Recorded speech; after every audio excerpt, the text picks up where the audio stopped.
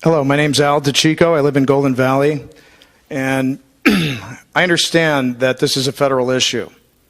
I understand that from speaking to the governor's office, that they cannot or will not even make a statement about this. My question is, have you tested the rainwater? And if you haven't, have you seen the results of our rainwater tests? And also, are you aware that many of the people sitting in this room right here have very high levels of barium, aluminum, and strontium in their blood? People are getting sick and dying. And we want the ADEQ not just to give us a little speech today, but actually to maybe perhaps speak out against it if you know it's going on. And if not, I would suggest you do a lot more investigation. We've been doing it for years. So I'd like a comment on, one, the rainwater, what's in it, and two, what's in our blood. And if it's not coming from geoengineering, is it your responsibility to investigate that and tell us where it is coming from? Thank you.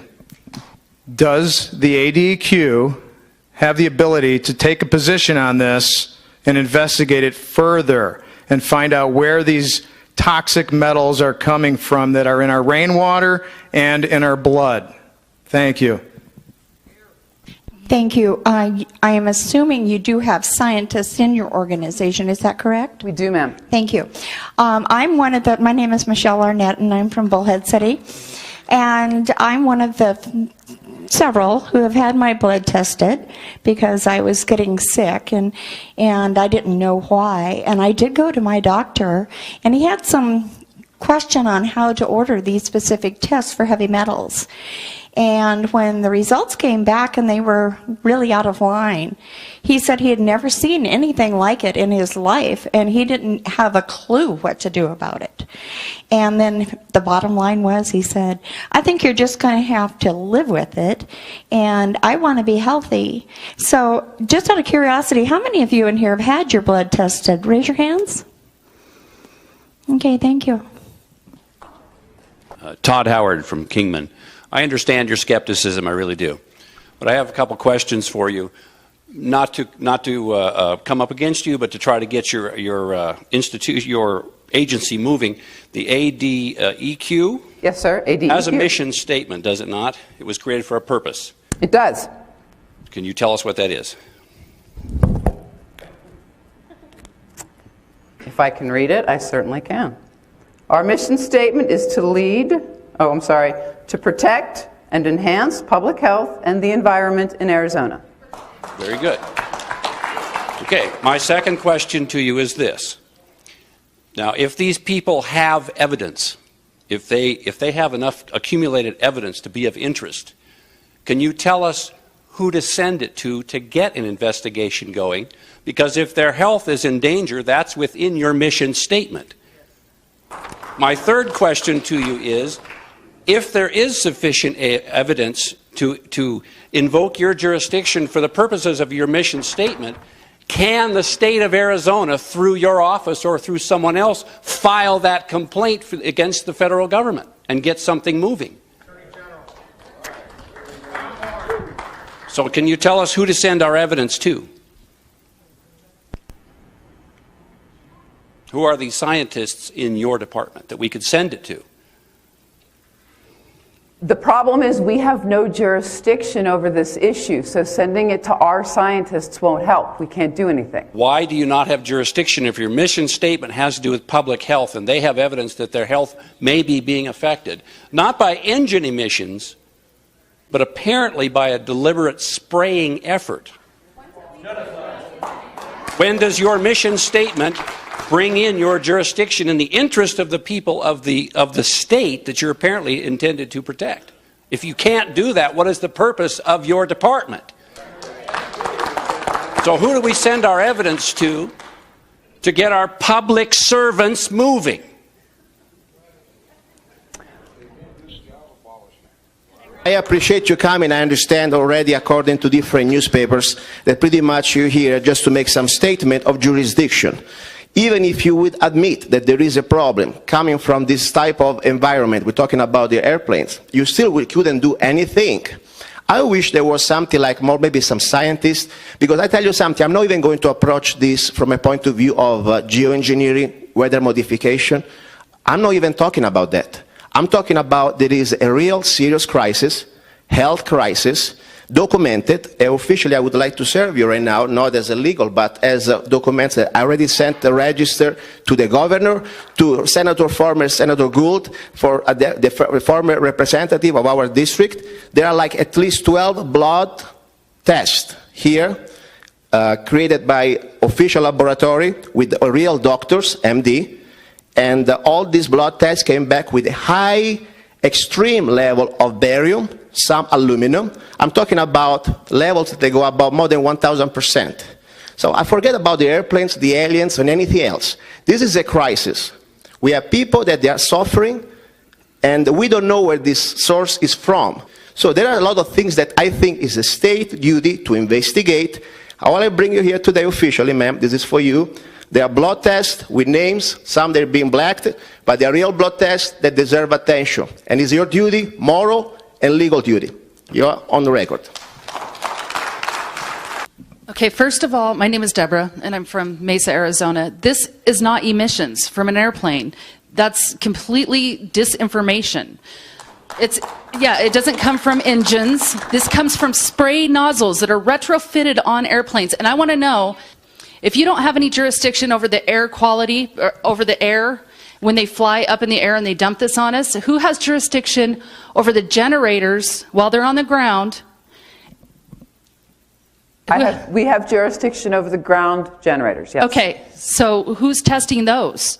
And the airplanes that emit these while they're on the ground, before they fly up in the sky? Yeah, I think that all of us, for a long time, have known that we're being sprayed. This is not contrails. Contrails are very short. Chemtrails go along the sky. And when you see these planes go from one end of what you see to the other and back again and back again and back again, and you have sometimes as many as 10 planes doing this at one time.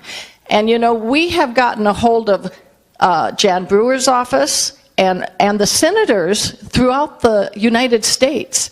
And in Jan Brewer's office, finally, they said, oh, well, you need to do the FAA. We got a hold of them, nothing. They said, there's nothing, it's contrails. So then we go back to Jan Brewer's office, and no one will talk again. And really, frankly, we're not the only people. There are people all over the place that have sent information in. Now, you're here, and you're inadequate to be able to take care of this for us.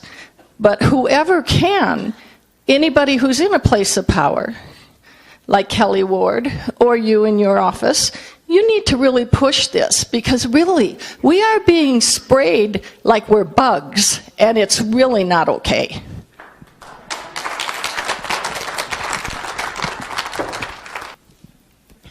Libby Schneider, Lake Havasu. I moved to Lake Havasu 6 years ago, and 5 years ago I started seeing these chemtrails fly over. It's been constant since 5 years this fall. Okay, this is nanoparticle aluminum, barium, strontium.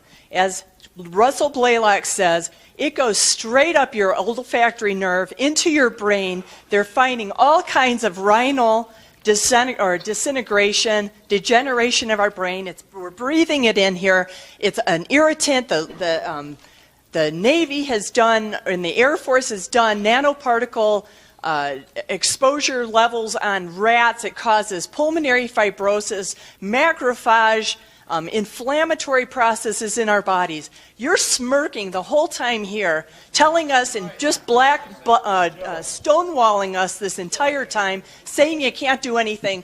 Our air is crap. You know, it was clear 5 years ago. Now it's a constant haze. We're breathing in this every single breath we take, all year long, all night long. This stuff is so small it cannot be filtered out of HEPA filters, because we're a couple of orders of magnitude smaller than a HEPA filter. It's like I am so angry. I'm a chiropractor. My job is trying to take care of people, and we're being sprayed to death. And you're just doing nothing about it. So it's like, get someone who does something. I'd like to make a suggestion. My name is Walter Spar, Lake Havasu.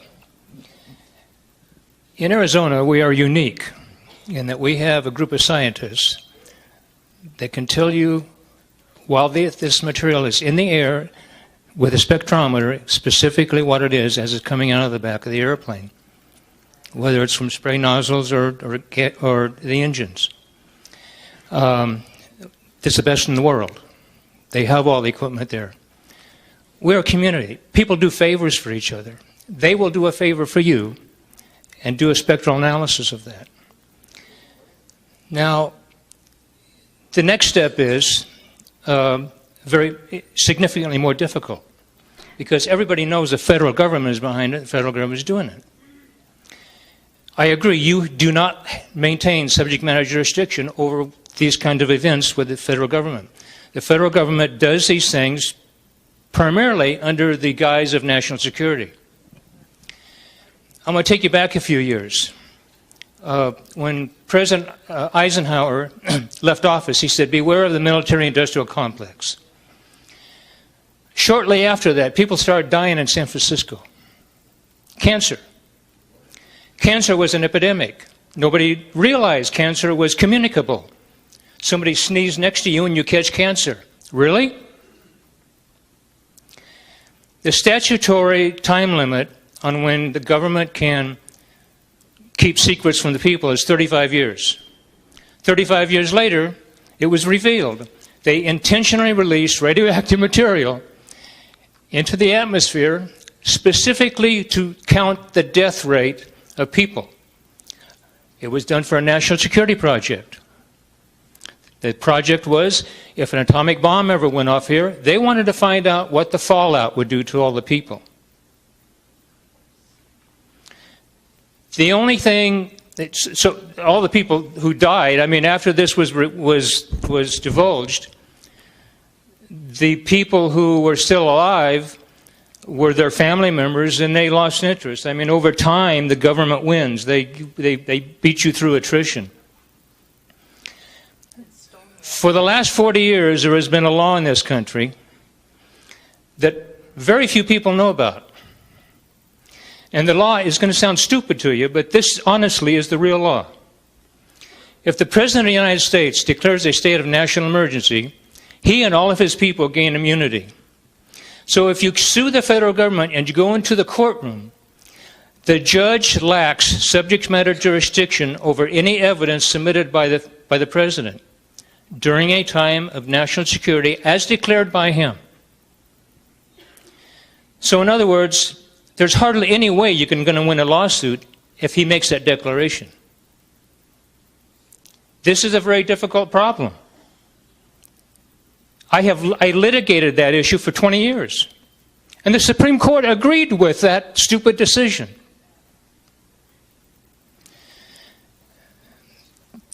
I have studied this for so many years. The only solution short of physical violence, the only solution I can come up with is you've got to get rid of all those stupid people in Washington, D.C. Your own opinion and personal thoughts. Working for a quality control agency, as you guys do, in Phoenix, when you go outside and you must see trails everywhere on certain days, what are your thoughts? Don't you think that, hey, something needs to be done with the air? Is this normal? My daughter did ask me about them the other day. She said it looked like a tic-tac-toe board.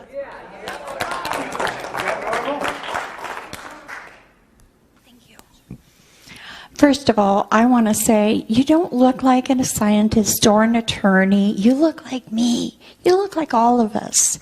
And you mentioned that you have a daughter. And I don't know if you have children yet or not. But I think that like us, regular people, you would care if this was going to somehow affect your children as well.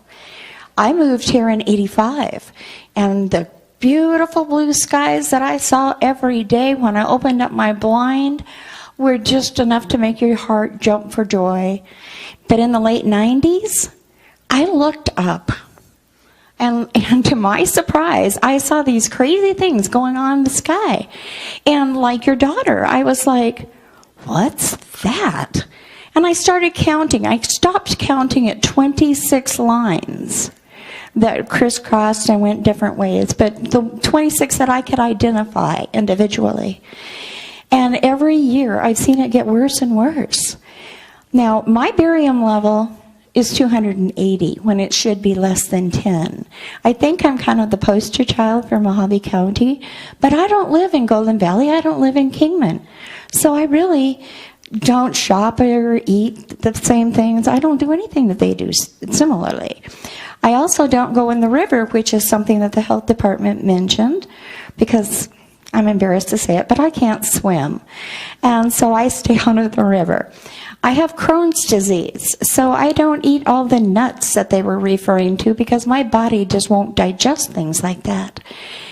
But I'm pleading with you, ladies, help us, join us, because you too have a skin in this game. Look up.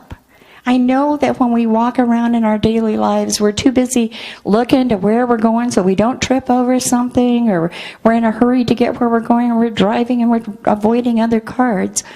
But just stop and look up and ask why, and help us. Once, whatever the source is, let's say it's an airplane, just for speculation. Once it leaves that airplane and it lands on Arizona, the ground, our airspace, our plants, our trees, our people, then doesn't it become your interest? Not even then? It's an airplane. Okay. Well, but after it's not in the airplane anymore. It's still an airplane. Okay, thank you. Hi, I'm John. I live in Kingman, out in Valley Vista there. I have a question for the senator. In your opinion, do you think we're a bunch of nuts? Or what is your true opinion of this whole phenomenon? I moved from Michigan about 12 years ago, and one of my neighbors out in Valley Vista was telling me about this spray and stuff, and we affectionately nicknamed him Jet Poop Bob, you know. But, you know, when I first moved here, for the first few years, day after day after day, a crystal clear blue skies. We loved it. Arizona. It is no more, Senator. Todd Howard, Kingman. Ladies and gentlemen, I want to thank you all for coming. I know you all have valid concerns, and I'm sure that a lot of you have good, solid evidence. But what I want to talk to you about is, no matter what you present here tonight, it's going to fall on deaf ears. Now, they've told you this is a jurisdictional matter. And the reason I wanted this nice lady here to point out the mission statement of the ADEQ is, you are that jurisdiction. Do you understand? They have no jurisdiction about what comes out of the back of an airplane until it affects your health. Now, you have to, listen to me, what you have to do is you have to get your evidence together, and you have to make a claim. You have to file a complaint, and you've got to be able to substantiate it. For any state agency to find jurisdiction, there's got to be a claim of damage. Do you understand that? It's very simple law. I guarantee you that the state agencies have jurisdiction when they want so many bucks for you running a stop sign. They're just happier than hell to collect money. But if you want to get them moving for your benefit, then you have to understand that you are that jurisdiction, and you have to set that jurisdiction in motion. Get your public servants off top dead center. Get a claim together, get your evidence together, get organized. Please, please do not be so naive as to think you're going to make anybody up there care. They're your public servants, get them in motion. Get your claim together, get moving. Do not be naive.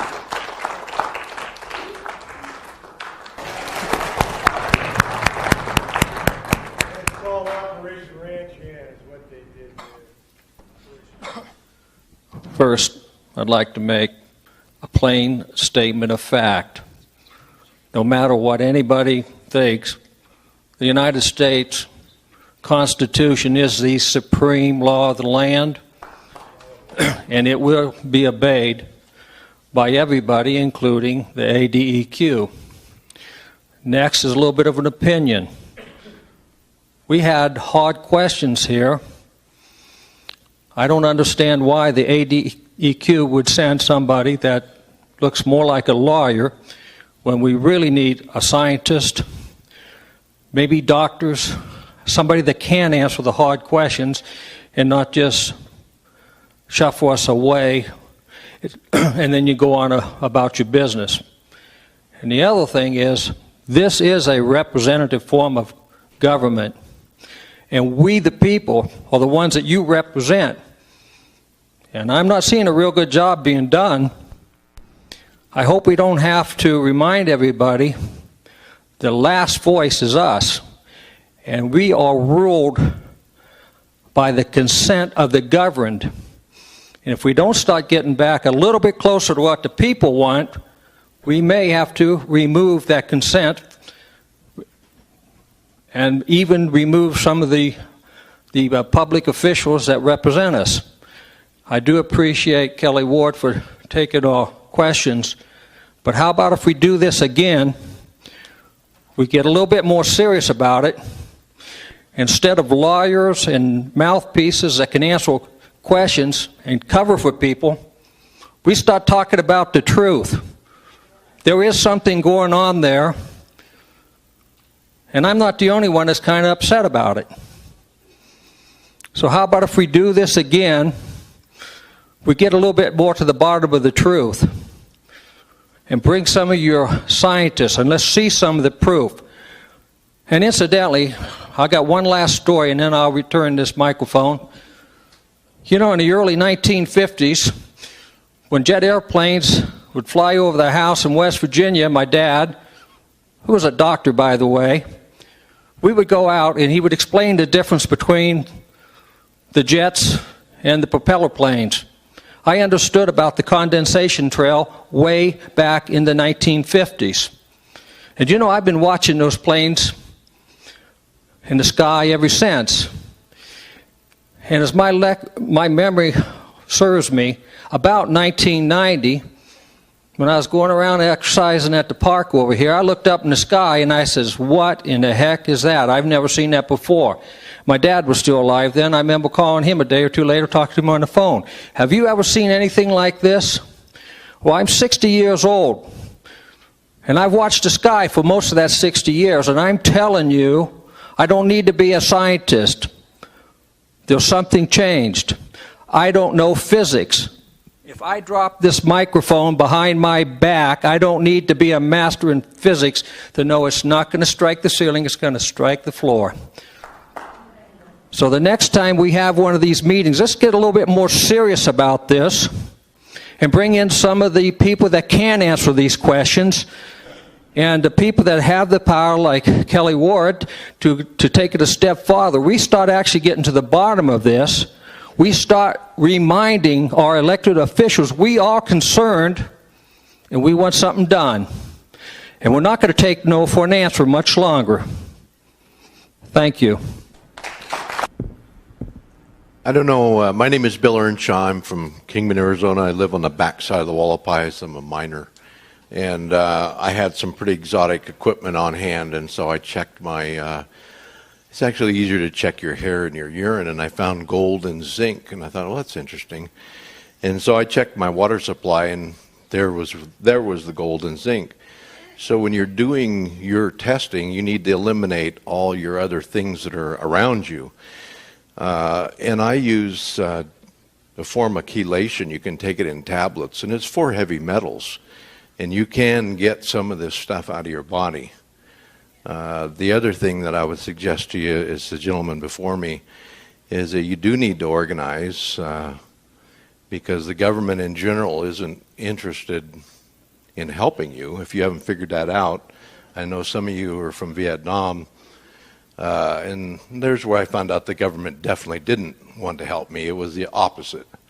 So the more you organize, get your data together in an organized form and present it to Senator Ward. I'm sure she'll be of much help to you. And I'd also like to thank Senator Ward for her legislation against the NSA. Sky, no ability to analyze it. And the weather says it's a clear Yeah, no, I live up on a hill, okay? I see the horizon, And again, like I moved here 6 years ago. The sky was beautiful and clear. In 2009, it started to get sprayed all the time. It is a white blanket, hazy muck all the time. It doesn't matter if we're being currently sprayed or not. It's always there. It's always there. You can't analyze that. There is. Plus, as I said, this is nanoparticle. Once this genie's out of the bottle, it's not going back in.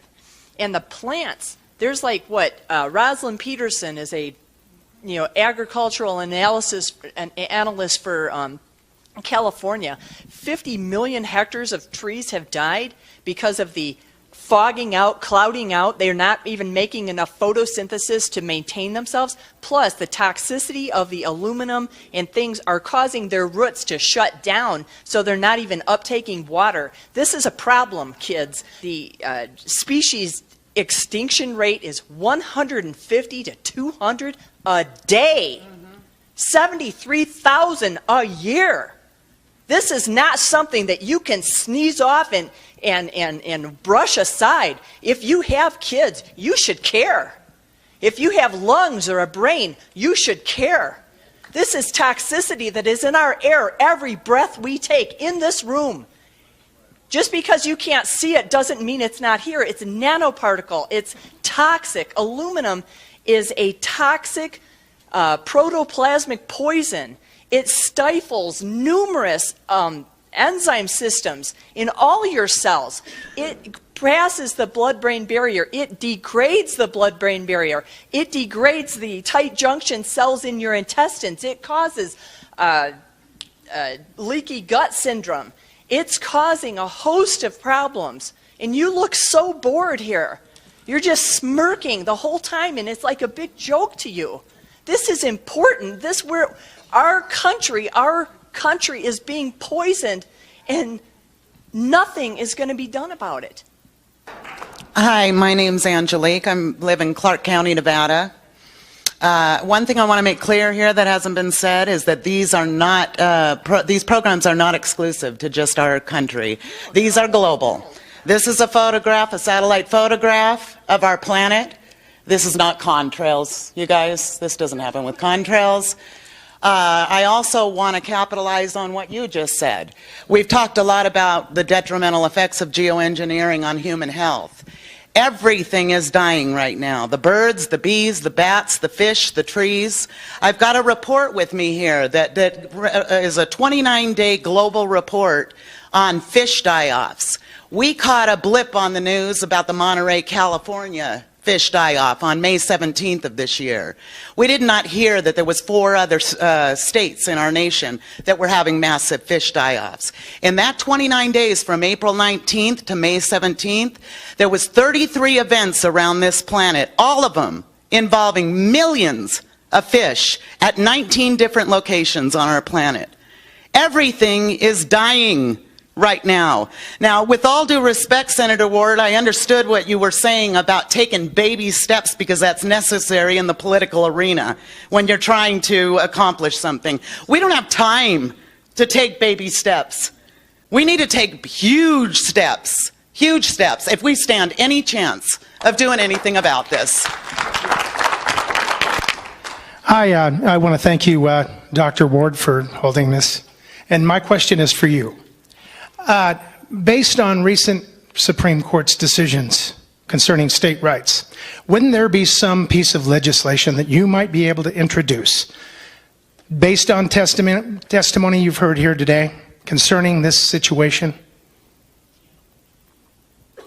They told me I had to come and answer at this microphone. So I don't know. I'll just say I don't know. You guys know that I have been, over the 2 years that I've been your state senator, fighting for restoration of the proper balance between the states and the federal government, because I think that there is much too much federal overreach. So If there were a way, I mean, I'm open. I mean, I introduce legislation for constituents all the time. It's not my legislation. A lot of times I'm getting things from people. So if it's something that can be done in Arizona statute, I'm always willing to entertain that. With this particular issue, I think it's going to be very difficult because unless you get away from the chemtrail issue that you all are so passionate about, talking about our environmental quality, I think, can go farther in terms of making sure that there aren't any public health issues that are out there with our water, our soil, or our air. I don't know. Okay, I appreciate that. You know, the thing of it is, like I say, the Supreme Court just reaffirmed states' rights. So what I'm saying from this is the fact that we could, as a state, through our representatives, actually fight this. That's where I'm coming from. Thank you very much. Hi, my name is Sharon, and I'm from Kingman. And again, I'd like to thank you, Senator Ward, and also you two lovely ladies. I apologize, I've forgotten your names. But really want to thank you for coming out. And as this very informed, organized woman said, this is an historic event. This is the first time, Senator Ward, that a legislature or any government, elected government official is having a meeting with their constituents, with their community, their fellow citizens, their fellow human beings. And I just want to say, for everyone here, I don't think anyone meant any personal attacks. It's very frustrating to try to educate people or present this evidence to people who have never noticed it. But there are tons of people living on this planet that never look up at the sky. And so I hope that this is an eye-opener and a wake-up call, because there's something very serious going on. And one thing that wasn't mentioned in terms of all of this is our newest disease, Morgellons. Please Google it.